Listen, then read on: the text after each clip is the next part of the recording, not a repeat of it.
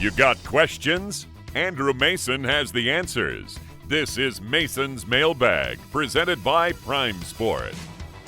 Back on the practice field here at the newly renamed UC Health Training Center, and it's time to dive into the mailbag. Training camp is underway, and you've got questions, and hopefully I've got answers that you want to hear. Let's start with a question on Twitter from @DebMac0718, and she asks, what was your first impression of the new offensive line? Well, we're not going to jump to conclusions based off the first day of practice. Of course, the Broncos are wearing shells and shorts. They can't have full contact work until at least Sunday, because per NFL rules in regards to the CBA signed in 2011, you can't have full contact until 4 days after the players report and the third day of actual on-field work. So it can't be any earlier than then. But it was certainly a mixed bag from what we saw out there. I was watching a lot of one-on-one drills in the practice, and the thing you have to remember about the one-on-ones is they favor the defense over the offense. The offense is reactive,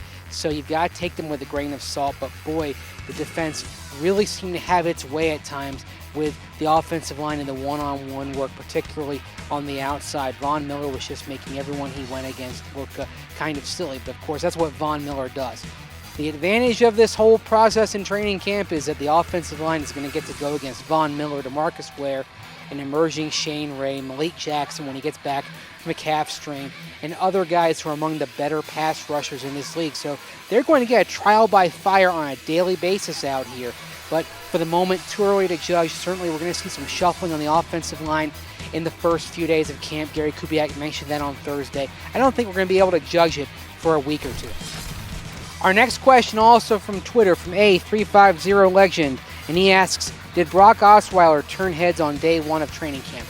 It wasn't a bad day for Brock Osweiler, but I think he was caught up in the fact that the offense was really finding its way as a whole. C.J. Anderson mentioned this. I actually asked him about it after practice and said, it's the first day, everyone's getting used to each other. And also, don't forget, this is a new scheme the Broncos are working in.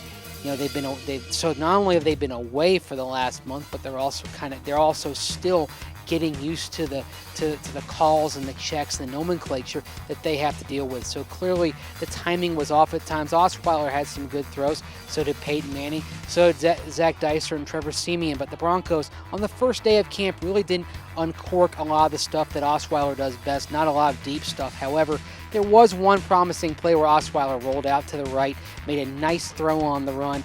And, that's a play like that is why people believe that Brock Osweiler might have a better chance to succeed in this offense than other offenses, because it favors quarterbacks who can roll out. We saw it with John Elway back in the 90s. We saw it with Jake Plummer in the 2000s.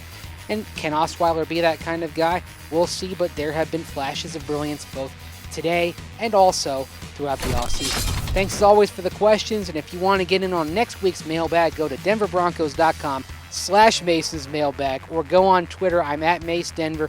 Use the hashtag AskMace. Until then, take care, and thanks for watching.